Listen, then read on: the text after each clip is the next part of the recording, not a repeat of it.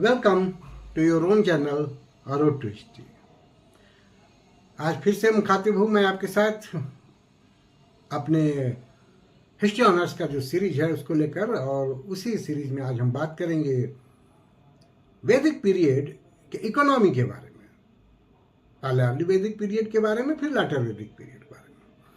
अगर हम अर्ली वैदिक पीरियड की बात करें तो we can say that economy was pastoral in nature.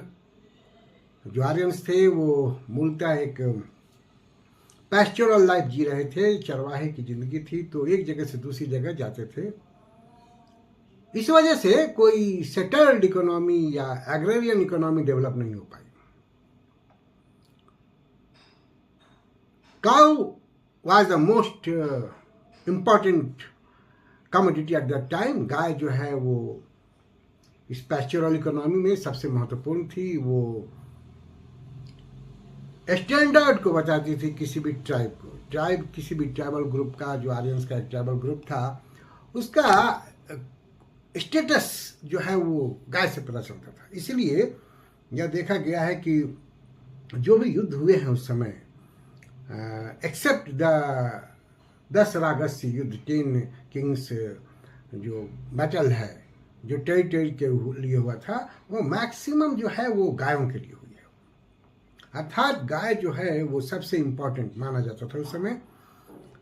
और यह भी देखा गया कि गाय जो है वो गिफ्ट के लिए भी, वो गिफ्ट के रूप में इस्तेमाल होता था। उसका मतलब ब्राह्मणों को यज्ञ करने के बदले में गिफ्ट दिया जाता था। फिर एक्सचेंज के रूप में इस्तेमाल होता था। तो सिर्फ स्टेटस ही नहीं था वो किसी ट्राइबल ग्रुप का, उसकी अपनी उपयोगिता थी।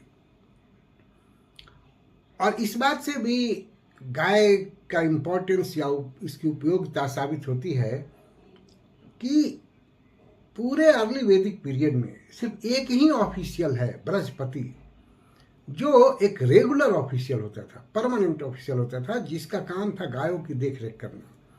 तो गाय एक महत्वपूर्ण इकोनॉमी का आधार थी। तो जो हम देखते हैं कि इकोनॉमी जो है वो पैस्टोरल बेस्ड इकोनॉमी है। अगर हम एग्रीकल्चर की बात करें तो जो चैप्टर 6 है ऋग्वेद का, उसमें एग्रीकल्चर की बातें की गई है। और यह भी देखा गया कि ग्रेन के लिए एक शब्द का प्रयोग हुआ है, अनाज का एक शब्द का प्रयोग हुआ है, जौ या बार्ली।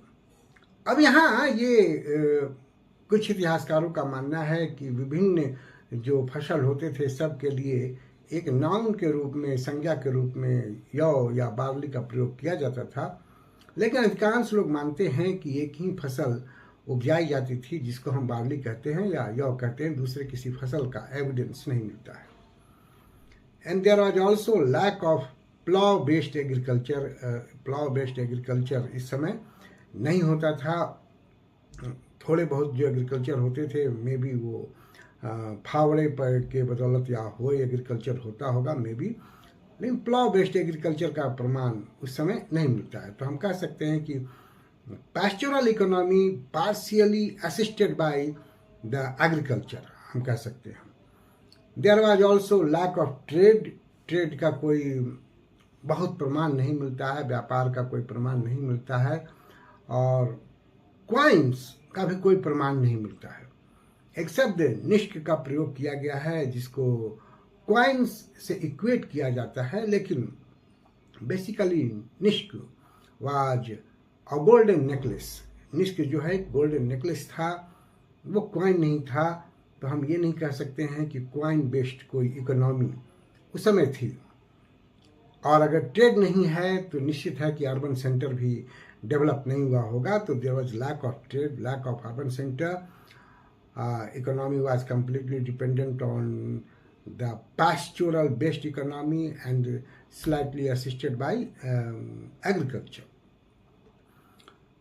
हम कह सकते हैं कि एक गिफ्ट पैटर्न पर या गिफ्ट एक्सचेंज पैटर्न पर इकोनॉमी आधारित थी। तो एक ट्राइबल इकोनॉमी जिस तरह की हो सकती है, उसी तरह की इकोनॉमी का हमको प्रमाण ऋग्वेद में या अर्ली वैदिक पीरियड में मिलता है। अभी उतनी डेवलप्ड या स्ट्रक्चर्ड या मजबूत इकोनॉमी हमको देखने को नहीं मिलती है। आयस एक शब्द प्राप्त होता है और मोस्ट प्रोबेबली ये कॉपर और ब्रॉन्ज के लिए प्रयोग में होता होगा। आर्यंस को गोल्ड और सिल्वर की भी जानकारी थी, तो मेटल में यही सारी जानकारियां थी। आयरन की जानकारी अर्ली वैदिक पीरियड में लोगों को नहीं थी। तो एज ए कंक्लूजन हम कह सकते हैं कि जो वैदिक पीरियड, खास करके अर्ली वैदिक पीरियड इकोनॉमी जो है वो कंप्लीटली पैस्चुरल बेस्ड है, but slightly assisted by the agriculture. अब अगर हम लैटर वैदिक पीरियड की बात करें तो लैटर वैदिक पीरियड में we have evidence and example of a settled agricultural based economy. अब जो ट्राइबल ग्रुप थे वो सेटल्ड लाइफ जीने लगे थे, एग्रीकल्चर इम्पोर्टेंट हो गया था, और जिसका प्रमाण हमको पीजीडब्ल्यू सेटलमेंट से प्राप्त होता है। मैक्सिमम जो पीजीडब्ल्यू सेटलमेंट हैं वो लेटर वैदिक पीरियड के मिले हैं। हालांकि सबसे पहले जो पीजीडब्ल्यू सेटलमेंट मिला है वो अतरंजी खेड़ा और नूह से प्राप्त हुआ है। नूह राजस्थान में और अतरंजी खेड़ा उत्तर प्रदेश में है, जो 1100 बीसी के आसपास का मिला है। लेकिन जो फ्रिक्वेंटली मिलना शुरू हुआ है और जो सबसे ज़्यादा मिला है वो इलाहाबाद के गंगा नदी के आसपास बहुत सारे सेटलमेंट मिले हैं पीजीडब्ल्यू के, जो 900 बीसी से लेकर 500 बीसी के आसपास के हैं। और ये जितने भी पीजीडब्ल्यू सेटलमेंट मिले हैं वो एग्रीकल्चर बेस्ड सेटलमेंट को डिनोट करते हैं। तो पहली बात तो ये हुई कि एग्रीकल्चर जो है वो डेवलप हो गया है। अब हम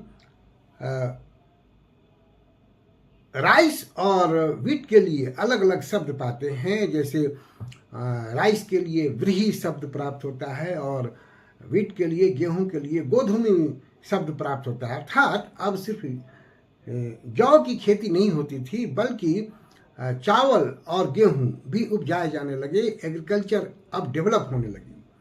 दूसरी बात, इसके भी प्रमाण मिलते हैं कि प्लाव बेस्ड एग्रीकल्चर की शुरुआत हो गई थी। तैतरई संहिता में खास करके इस बात का जिक्र है कि हल का प्रयोग होने लगा था और हल को खींचने के लिए 4, 6, 8, 12, 18, 24 बैल का प्रयोग होता था। हम ये कह सकते हैं कि या अनुमान लगा सकते हैं कि जो खेती की शुरुआत हुई होगी तो पहले जो मिट्टी होगी वो बहुत हार्ड होगी और उसको जोतने के लिए भारी भारी लकड़ी के हल का प्रयोग किया जाता होगा और उस भारी हल को खींचने के लिए ज़्यादा बैलों की जरूरत पड़ती होगी। बाद में जब आयरन का आविष्कार हो गया तो फिर आयरन से हल के फाल बनने लगे होंगे और कम बैलों में भी काम चल जाता होगा। तो ये एक अनुमान लगाया जा सकता है और हम ये कह सकते हैं कि now agriculture became the base of economy. इसके साथ ही अगर हम व्यापार की बात करें या क्वाइंस की बात करें तो व्यापार मार्जिनली स्टार्ट हो गए थे। खास करके कपड़ों और अनाज का व्यापार शुरू हो रहा था। क्वाइंस कोई नहीं थे उस समय भी, क्वाइन बेस्ड ट्रेड नहीं हो रहा था। 2 शब्द मिले हैं, रई और शतमान। ये दोनों कुछ इतिहासकारों के अनुसार या विद्वानों के अनुसार क्वाइंस थे, लेकिन ये दोनों क्वाइंस नहीं थे। रई जो है वो एक सिल्वर बार था और शतमान जो है वो unit of weight and measurement था। नगर शब्द का भी इस्तेमाल हुआ है, अर्थात कुछ नगरों का विकास हो रहा होगा। काशी, हस्तिनापुर, कौशाम्बी नगर के रूप में विकसित हो रहे थे, तो थोड़ा बहुत व्यापार हो रहा है तो साथ में नगरों का भी विकास हो रहा है। हम ये कह सकते हैं कि नाउ द इकोनॉमी ऑफ वैदिक period transform from the pastoral to agriculture based and slightly supported by trade। ये हम कह सकते हैं। तो इस तरह से इकोनॉमी में एक बदलाव आता है और ये इकोनॉमी में जो बदलाव आता है उसका मूल कारण यह था कि न अब लोग सेटल्ड लाइफ जीने लगे थे। वो ट्राइबल्स की तरह एक जगह से दूसरी जगह नहीं जा रहे थे। एक स्थायी उनका निवास स्थान होने लगा और तब एग्रीकल्चर का महत्व बढ़ गया था। तो ये हम बदलाव देखते हैं पूर्व वैदिक काल से उत्तर वैदिक काल के इकोनॉमी में। तो आज के इस वीडियो में इतना ही। उम्मीद है आपको अच्छा लगेगा। अगर अच्छा लगे तो आप इसको देखें, अपने दोस्तों को सजेस्ट करें और मेरे चैनल को सब्सक्राइब करें। Thank you for watching me. See you again with a new video. Thank you again.